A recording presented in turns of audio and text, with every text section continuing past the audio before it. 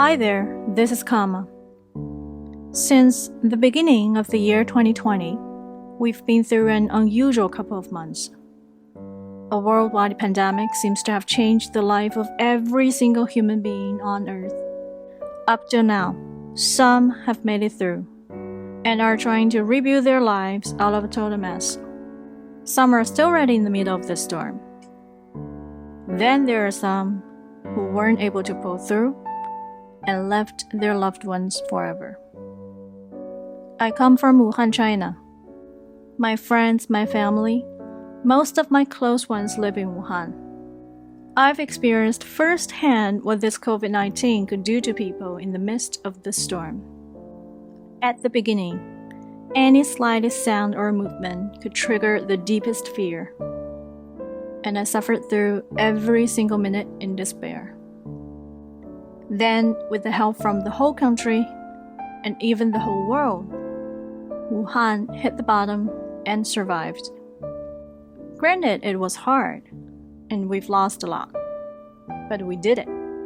We're finally embracing the blossoms and the sunlight of the springtime. It's another story for some other countries in the world.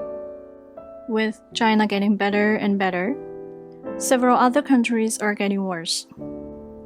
Our focus then turned from China to like Japan and Korea, Europe, North America, South America, etc. It goes from China receiving the help to China offering the help, with both medical supplies and anti-epidemic experiences. The weird thing is, when we're supposed to fight the virus all together, some people seem to be working hard on playing the blame game. It could be the politicians trying to shift the blames, or it could simply be certain celebrities messing around. Anyway, the idea that China needs to pay for everything has arisen and has been widely spread. Plus, with several media screening the information deliberately, then reporting only a part of the facts, people would be so easily manipulated and led to resent each other.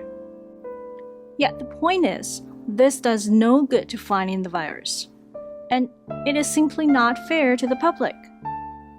Now, from my perspective, like I grew up in Wuhan, China, I got my bachelor's in Wuhan University, majored in French, during which my department offered me a chance to go study in France for a year as an exchange student. After that, I was an English teacher for a while. Then I went and lived in Montreal, Canada, and got my master's degree in University of Montreal, majored in linguistics. After that, I stayed in Luxembourg for some time. And most of my friends and acquaintances, sometimes even strangers I meet in my daily life, wherever they come from, I can see that they're genuinely kind from the bottom of their heart. Is someone taking advantage of your kindness? Does everyone in the same world see the same news? General Tao is a common Chinese food in Western countries. Yet it's hard to find a single restaurant in China that sells it. Most Western restaurants in China always prefer to serve a well-done steak with black pepper sauce poured all over it, with spaghetti and a fried egg on the side, then with a cup of broccoli and tomatoes to add to the color. Although, is it really the authentic eating style? Do you want to try a medium rare sirloin? And those from the Western world? Do you want to try a real Sichuan spicy chicken? Your preference shouldn't be chosen for you. News report shouldn't become some kind of tool to reach certain political end. I wish to present to you the authentic news in the world by collecting more objective and comprehensive information. My experience has got me quite familiar with both English and French. Together with Mandarin, I can go through news in all three languages. I also did some research before I chose the medias. Among the Chinese ones, I base my information mainly on People's Daily, China Xinhua News, and their accounts on Twitter. As for the English medias, I choose mainly from the American ones, including the Associated Press and the Washington Post, who are supposed to be rather neutral.